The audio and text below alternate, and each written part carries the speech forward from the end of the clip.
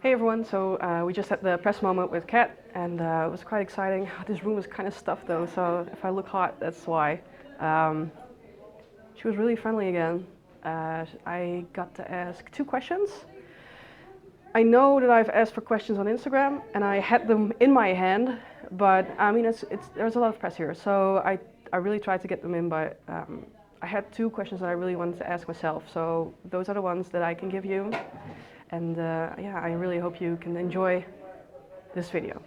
With my work, I think one can go a whole career working in the entertainment industry and kind of feel like you're contributing to this horrible beast of feeding people's insecurities and making people feel like there's an unattainable aspect of life or living in this perfect kind of world that's created on TV. And I think with Wynonna Earp, the thing that made it so different is that it was a show that changed so much for the better and created so much more positivity, and it just made me crave working on stuff like that so much more because it's so rare and it's so special, and it gives you a sense of pride in your work that I think sometimes you don't get in this industry. Thank you. All right, next question. From the top of your mind, the first thing that comes to mind, what is the one thing that content creators in the industry can do to improve queer representation in media? I think making sure that the content creators are queer, I think is the biggest thing. I think especially with the feminist movement in Hollywood right now overall, and then especially with queer content, I think you need to have people in the writer's room, people producing, directing. Those people are making the decisions. It's not the actors. We're kind of the last to come on board. So I think we need that representation right from the get-go, right from the top, and we need people to be telling their own stories. Thank you. Next. Just a bridge on that, because you also make your own movies.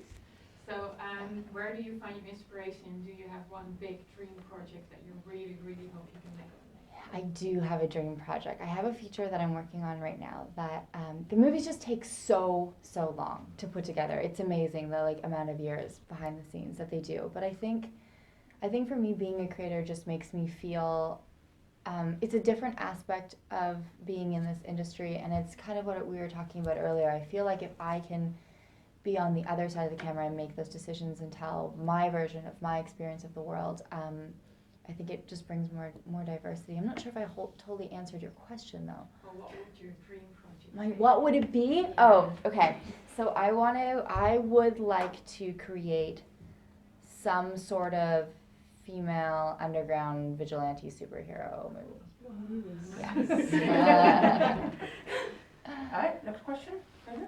Yeah, what do you think is so important about having conventions like Clexicon especially, and why do you think it's important that people like yourself, the people who are there, turn up to them and really make a sort of effort to be there? I think it's important because what I've noticed doing these conventions now over the past couple of years, you start to notice patterns. Hello. Come in. Do you want to let this person in? I'll start again. Thank you. Come on. So we were talking about these conventions. So over the past couple of years, I feel like I've noticed definitely some patterns. And the pattern that I think is so great is the guests start coming for us, but for each other. So you see these groups of people go to these conventions all over the world over and over again because they want to be with their friends and they found this community. And I think that's what's so beautiful about these things is you have this feeling of people who have maybe felt really isolated coming from a small town or somewhere where they don't feel accepted, and then they come to this amazing, beautiful weekend full of acceptance and love and happiness and celebration. And I think especially in this community, feeling like you have a place to belong and where you're celebrated and respected is huge. And I think that's why it's so important for us to come, because that's us also saying, yes, let's celebrate this. Let's be together and let's share it and be proud of who we are. And I think it's beautiful. Thank you very much. Yeah. Okay, next question. Do you think there's any difference, because you're in the UK now and Yeah. here you've been to Lovefest as well, do you think there's any difference between a representation in Canada or America as opposed to Europe? I would say Europe, it depends on where you are within the country. America is such a huge country that I think there's definitely a difference in different cities. I will say my biggest, the experience that I've had so far was when I went to Brazil. is a very different situation over in Brazil, especially with what's happened recently with their presidency. And I think that is, even going back to your question, that's why it's so important that we keep having these things, especially for people who can't be here, because they still get to experience the videos, and they still, at least there's a sense of even just knowing that it's happening and knowing that they can engage with that community online. But I think the biggest difference I felt was in Brazil. North America and the EU, we're in a very different place with representation and acceptance and respect and all of these things. Whereas I feel like definitely in Brazil there was a completely different shift of, I mean, the bravery that it took for a lot of those people to even come was incredible. And I'm talking serious, like, not just emotional bravery, but some people who are afraid for their safety, which is horrible. And just as a good reminder of how far we have to go. Thank you. Next question. So, I'm from German Lesbian Magazine. Okay. Hey. So you've talked to many Wine on Earth fans by now. Yeah. The cons. Yeah. They're real pro. So, what do you think is the secret of Way Hot? It's a great question. I think Way Hot came at a time when we really needed it. It was kind of I call it the imperfect perfect storm. So it was this time in the media where we lost so many queer characters at once. It was a horrible year for queer representation, and Way Hot was this beacon of hope and positivity. And I think on a show like Wine on Earth, with what our showrunner Emily has done to create such an inclusive and happy place for these Earpers, and also the fact that Emily told the fans, you don't have to worry. You know, you can trust the show. I want you to enjoy the show. I don't want you to be watching the show worried that your favorite character, something bad's going to happen to your favorite characters. So I think the secret of Way Hot is partially the safety that our creator made sure that all the fans had, so they could relax and just enjoy the show. But I think the secret of Way Hot is that they're three-dimensional characters. I never thought going into Nicole, oh, I'm here to play a gay character. I thought I'm here to play the town cop. And that was my kind of thinking going into it. That's what I was focusing on. I wasn't focusing on the fact that Nicole was gay. That was just an aspect of who she was. She loved this beautiful girl. She had this huge crush. It was like fun and flirty. And she was a cop. And I think that was always the way that Way Hot was treated, as they were these two women in very hard jobs who just fell in love with each other. And I think that's the secret, is that these characters are so three-dimensional, and it really had nothing to do with them being gay, which made them so wonderful. Next question.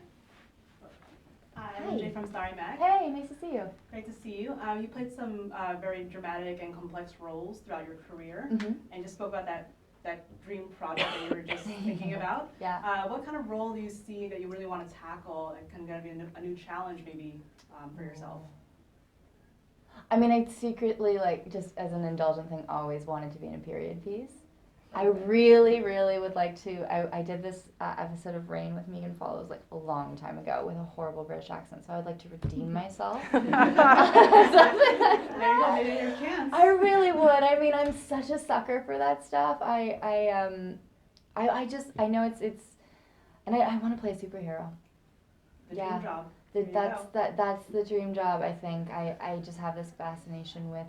I love the idea of physically getting into that role too, the training and all that stuff. I think would be really fun, especially coming from like a sports background.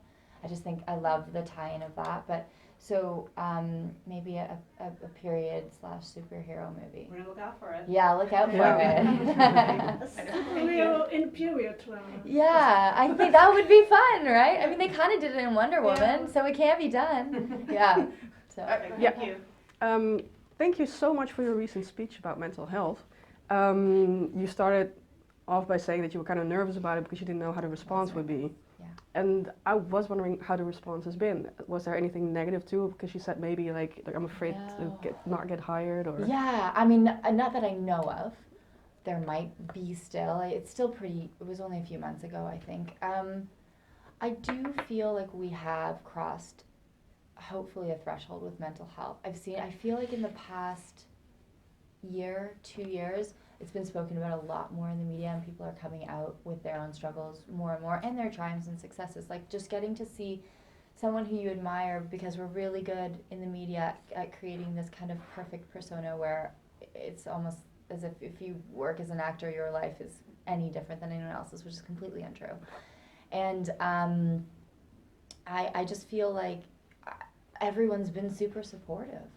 I've gotten nothing but great feedback from people of how it just helped to see someone that they admired or whatever speak about her own struggles, which I did, and I think it's just we have to keep talking about it, and I don't think we should be scared. And I kind of feel that if someone doesn't want to work with me because I speak openly about my mental health, then I'm not sure if I want to work with them. For me personally, I just wanted to say thanks because it gave me the courage to actually make a video about someone committing suicide who was close to me. Okay. So just thanks for that. It was like right after your speech. So Amazing. yeah, Well, congrats thanks. to you. All right, final question? One more question. Final question. Hey. Hi, I'm Melanie for the Fan Carpet.